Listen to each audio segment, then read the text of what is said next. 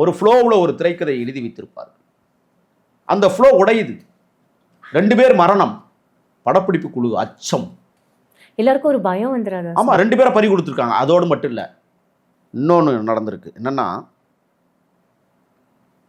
November 7ஆம் தேதி போன வருஷம் சார் லிஸ்ட் அவ்வளோ இருக்கா சார்? ஆமாம், நவம்பர் 7ஆம் தேதி என்ன நடந்திருக்குன்னா, கொல்லூருங்கிற இடத்துல ஒரு 200 துணை நடிகைகளை கொண்டுட்டு ஷூட்டிங் நடந்துகிட்டு இருக்கு. 20 துணை நடிகர்கள் வந்து ஒரு பேருந்தில் பயணிக்கிறாங்க. பேருந்தில் பயணிக்கும் போது ஒரு இடத்துல போய் அதுவே கவிழ்ந்து விழுந்துருக்கு. அதில் கிட்டத்தட்ட 12 பேருக்கு பலத்த காயம், 8 பேர் வந்து தீவிர சிகிச்சை பிரிவு. படக்குழு அதிர்ந்து போகிறது. ஏற்கனவே 2 மரணங்கள். இப்பொழுது பார்த்தீங்கன்னா இந்த வாகனமும் கவிழ்ந்து இவ்வளோ பெரிய பிரச்சனை. இங்கே என்ன அமானுஷ்யம் இருக்கிறது இந்த படத்துக்குள்ள?